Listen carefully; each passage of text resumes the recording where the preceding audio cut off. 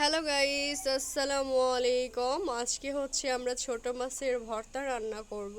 তো ভর্তার জন্য হচ্ছে প্রথমেই আমরা রসুন অনেকগুলো নিয়ে নিয়েছি, কাঁচা মরিচ, পেঁয়াজ এগুলো হচ্ছে একত্রে দিয়ে দিয়েছি কড়াইতে। একটু গরম হয়ে গেলেই এখানে হচ্ছে তেল দিয়ে দিব। এই মাছগুলোই ভর্তা হবে। ছোট মাছের ভর্তা যা স্বাদ গাইস, কি বলবো। এখানে হচ্ছে এখন তেল দিয়ে দিলাম। তো এই রান্নাটাতে হচ্ছে কোনো পানি ইউজ করা হবে না, পুরোটাই হচ্ছে তেল দিয়ে করা হবে। এখন এগুলো হচ্ছে ভালো করে নেড়ে চেড়ে ভেজে নিচ্ছি। ভেজে নিয়ে লাল লাল হলে এই মাছটা ছেড়ে দিব। এই তো লাল হয়ে গেছে, এখন হচ্ছে মাছগুলো ঢেলে দিলাম।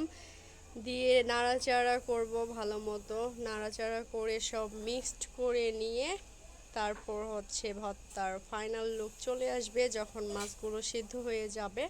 এখানেই তো লবণও অ্যাড করে দেওয়া হলো, লবণটা একটু পরে দেওয়াই ভালো, তাহলে হচ্ছে ভালো মতো হবে। পরিমাণ মতন লবণ দিয়ে ভালো করে নেড়ে চেড়ে নিলেই এরকম হচ্ছে লাল লাল হয়ে আসলে আপনারা নেমে নেবেন।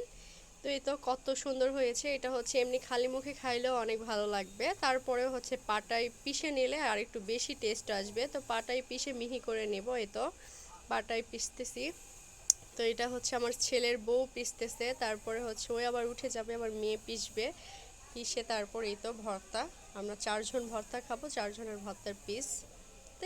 আল্লাহ হাফেজ।